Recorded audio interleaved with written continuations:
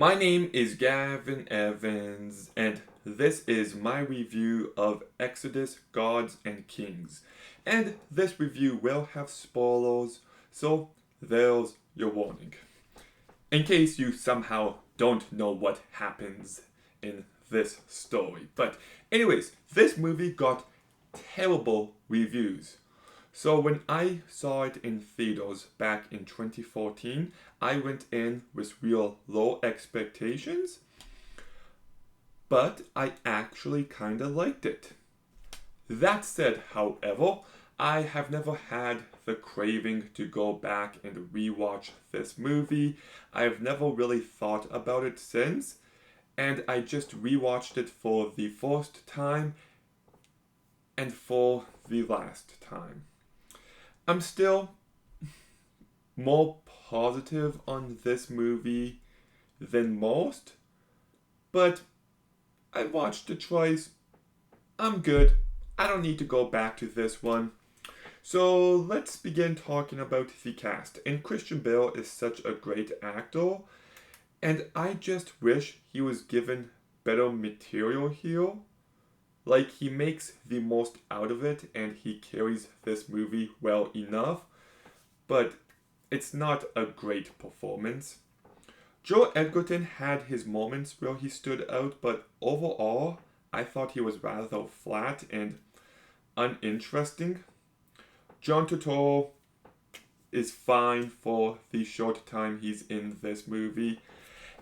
Aaron Paul's career post Breaking Bad is actually tragic because this guy is so talented and like he's fine here, but he really doesn't have much to do. And we've also got Ben Mendelsohn, Sigourney Weaver, Ben Kingsley, among others, and they're fine at best.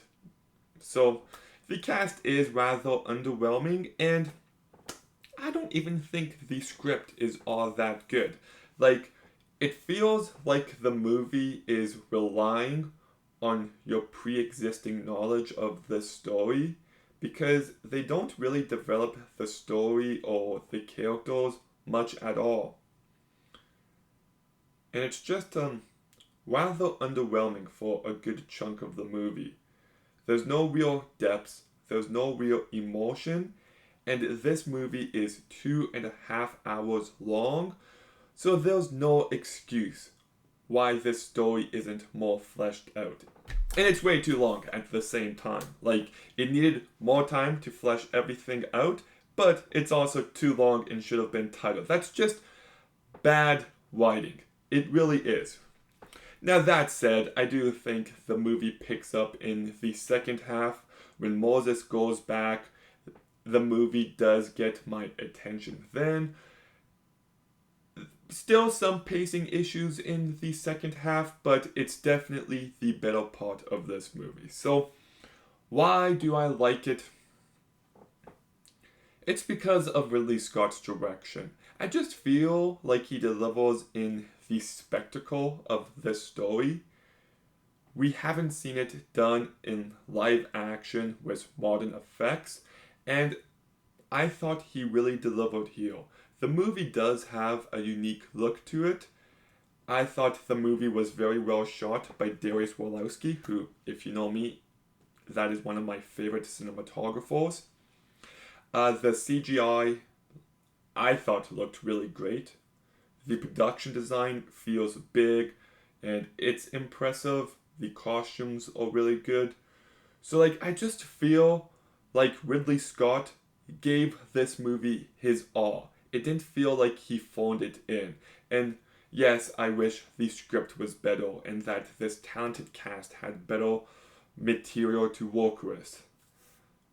But it is what it is. But the reason why I'm not as positive with this rewatch is because I've recently watched The Prince of Egypt for the first time. And you might think to yourself, Gavin, it's not fair for you to compare the two. Yes, it is. It's the same story. And that movie is an hour shorter, just about. It has more emotion, it has more depth, and it just does this story better in every single way. So if I want to watch this story, I'm always, and I mean always, am going to choose The Prince of Egypt.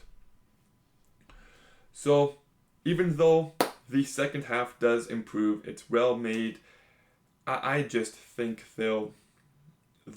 the script is a huge disappointment. I don't think it does this story justice. Once again, it lacks emotion, it lacks depth, and yeah. So, anyways, Exodus, Gods, and Kings, I'm going to give a 5 out of 10. One baffling thing about this movie is that there's so many iconic shots of this story that just didn't make it into this movie.